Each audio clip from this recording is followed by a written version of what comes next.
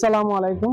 সীমান্ত পৃথিবীর সব দেশে সীমান্তের নাগরিক গুলা বড় অবহেলিত। এরা নাগরিক সুবিধা 100% পায় না। এরা দেশের নাগরিক ঠিক, কিন্তু 100% নাগরিক সুবিধা এরা বুক করতে পারে না। এরা শহরে যখন আসে তখন 20 জন 25 জন মিলিয়া তারিখ করে 3 মাস 6 মাস 9 মাস পরে যাতে শহরে আইতো। কিন্তু এরাই হইলো দেশের অতন্দ্র প্রহরী। এরা প্রকৃত দেশপ্রেমিক, এরা প্রকৃত নাগরিক। এরা তাদের ইতিহাস ঐতিহ্য দাদা পরদাদা বংশ পরম্পরায় তারা সীমান্তেই বাস করে। এরা চাইলে শহরে আসে না বা আসতে পারে না, কারণ শহরের জীবন তাদের জীবনের সাথে অনেকটাই পার্থক্য আছে। কারণ এরা সীমান্তে তাকে কৃষি কাজ করে, নানান ভাবে তাদের এখানে ইনকাম সোর্স আছে। আমাদের বাংলাদেশের যে সীমান্ত, যে নাগরিক যারা বাস করে, এরা বড়ই অবহেলিত অন্যান্য দেশের তুলনায়। এরা চিকিৎসা পায় না, এরা বিশুদ্ধ পানি পায় না, এরা আরো আনুষঙ্গিক হারি যে সুযোগ সুবিধা গুলো আছে এরা পায় না। এরাই প্রকৃত দেশপ্রেমী। পৃথিবীতে যত রাষ্ট্র প্রতিষ্ঠা হয়েছে, আগে সীমান্ত মুক্ত হয়েছে, তারপর মানচিত্র তৈরি হয়েছে।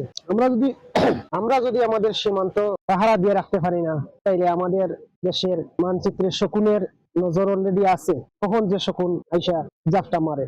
রাষ্ট্রের উচিত প্রতি সপ্তাহে একদিন এই সীমান্তের মানুষগুলারে ভ্রাম্যমান চিকিৎসা মেডিকেল টিম পাঠাইয়া তাদের চিকিৎসা দেওয়া, তাদের নাগরিক অধিকার এবং যোগাযোগ ব্যবস্থা তাদের স্বাভাবিক করা। ধরেন আমাদের যে সীমান্ত আছে, সীমান্ত থেকে 300 মিটার ভিতরে এখানে কোনো ঘর বাড়ি থাকবে না। এখানে যত নাগরিক বাস করে, আমরা তো সুর জাতি হিসাবে, এর লাগি তো তারা আমরা উল্লেখ করে তারা হয় যে আমরা গরু চুরি করি, চিনি চুরি করি, নানান জাতর চুরি করি। তো ঠিক আছে, আমরা চুরিওয়ালা। সীমান্ত থেকে 300 মিটার ভিতরে কোনো বাড়িঘর থাকবে না, এখানে সম্পূর্ণ পরিষ্কার থাকবে। রাষ্ট্র যদি ব্যবস্থা করতে পারে, সরকার যদি এই সিস্টেম করতে পারে, সীমান্ত থেকে 300 মিটার স্কোয়ার দেশের চতুর্দিকে কোনো জনবাস থাকবে না। যত বাড়িঘর আছে এই 300 মিটারের ভিতরে নিবে, আর এই 300 মিটারে দেশের চতুর্দিকে রাস্তা ফাঁকাকরণ করা হইব, এখানে বিজিবি টহল দেওয়া হইব এবং সীমান্তে সৌরবিদ্যুৎ প্রকল্পের মাধ্যমে সৌরবিদ্যুতের মাধ্যমে লাইট জ্বালানি হইব, সিসি ক্যামেরা দেওয়া হইব, আমাদের যে বিডিআর আছে তারা পর্যবেক্ষণ করতে পারে তারা সীমানা কি যে বাংলাদেশের মানুষ ওদিকে যাইতেছে কিংবা ওদিকের মানুষ এদিকে আইতেছে। এইভাবে যদি আমাদের সীমানায়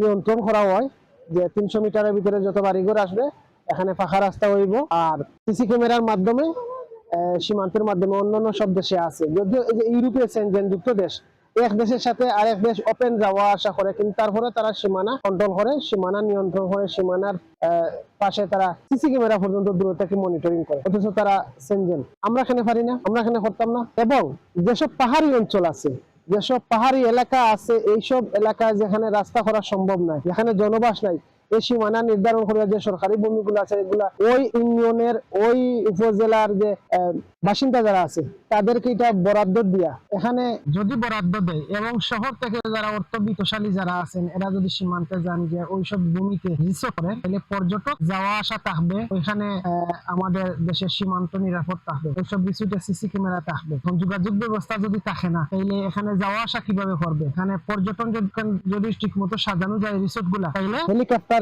ল্যান্ডিং এর ব্যবস্থা থাকবে, প্রাইভেট হেলিকপ্টার কোম্পানি হইব, এখানে হেলিকপ্টারে পর্যটক যাইবো আইবো, আমাদের সীমান্ত নিরাপত্তা। এবং সীমান্ত যে এরিয়া গুলা আছে এই এরিয়া গুলাতে বড় বড় ফ্যাক্টরি করা উচিত, রাষ্ট্রের উদ্যোগে বড় বড় কোম্পানি করা উচিত, যাতে সীমান্তের মানুষ এখানে কাজ করতে পারে এবং আমাদের সীমান্ত নিরাপদ থাকে। এবং সীমান্তে বড় বড় হসপিটাল করা উচিত, বড় শিক্ষা প্রতিষ্ঠান, বড় বড় যে গবেষণা কেন্দ্র করা হয় এগুলা সীমান্তে করেন, তাইলে কি হইব? আমাদের সীমান্তের নিরাপত্তা থাকবো। যে কোনো মুহূর্তে সীমান্তে যদি সাধারণ মানুষের অংশগ্রহণ প্রয়োজন হয়, তাহলে জাফাইয়া পড়তে হইব।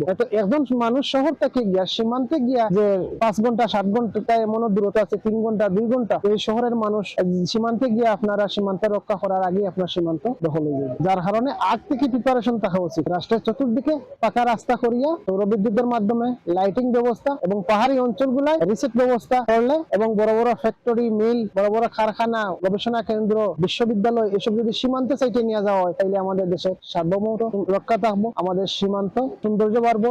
দেশের যে শহরে বড় বড় শহরে হাজার হাজার মানুষ বাস করে, লক্ষ লক্ষ মানুষ বাস করে, শহরের যানজট নিরসন হইব। এগুলা রাষ্ট্র ব্যবস্থা যদি আমাদের আন্তরিক থাকে, তাহলে এগুলা করতে বড় ধরনের এমন কোনো সমস্যা হইতো না। অতএব সবার কাছে আবেদন যে আপনারা সীমান্তের সাইটে, এই সীমান্তের অবহেলিত নাগরিক গুলা সীমান্তের সাইটে বছরের পর বছর এরা অবহেলিত আছে, এরা পানি পাইতেছে না, এরা চিকিৎসা হইতেছে না, এরা নাগরিক সুযোগ সুবিধা পাইতেছে না, কিন্তু এরা টিকিট বুট দেয় এবং এরা সীমান্ত পাহারা দেয়। এই সীমান্ত নাগরিক গুলারে তাদের সম্পূর্ণ 100% নাগরিক অধিকার দেওয়া হোক। আল্লাহ হাফেজ।